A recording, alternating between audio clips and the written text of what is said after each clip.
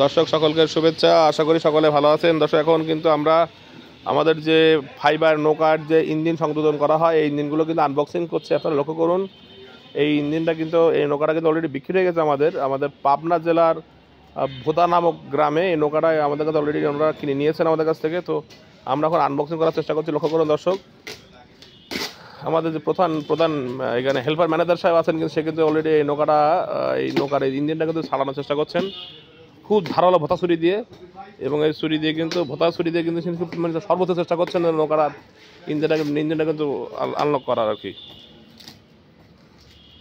আমরা যদি কাছ থেকে আপনাদের একটু দেখাই, এই ইঞ্জিন এত ধারালো ছুরি যে এই নৌকার ইঞ্জিন কিন্তু টেপগুলো পর্যন্ত কাটতেছে না। খুব ধারালো ছুরি আর কি।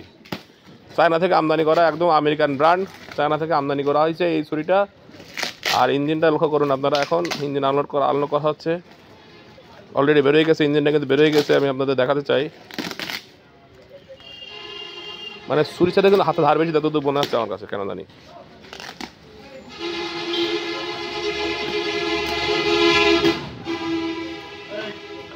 অলরেডি কিন্তু বেরোয় গেছে। দর্শক আমরা যদি একটু কাছ থেকে দেখাই আপনাদের, একটু উঁচু করো, বুঝবেন ওই মাথা উঁচু করছে।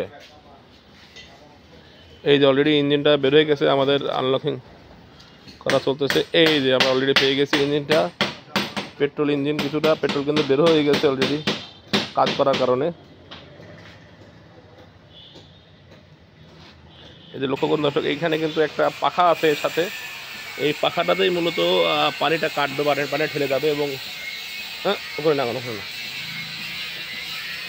এই সেই ইঞ্জিন, যে ইঞ্জিন দ্বারা কিন্তু আমরা একটা নৌকা কিন্তু সামনের স্পিড বোটের মধ্যে চালাতে পারবো। যদি এই ধরনের কোনো ইঞ্জিন আপনাদের প্রয়োজন হয়, আপনারা কিন্তু আমাদের সাথে যোগাযোগ করতে পারেন। আমরা কিন্তু সারা বাংলাদেশে এই ফাইবারের নৌকা এবং এই ফাইবারের নৌকার সাথে কিন্তু এই ইঞ্জিনগুলো সংযোজন করে থাকি, এবং আমরা সারা বাংলাদেশ কিন্তু এই নৌকাগুলো ডেলিভারি দিয়ে থাকছি।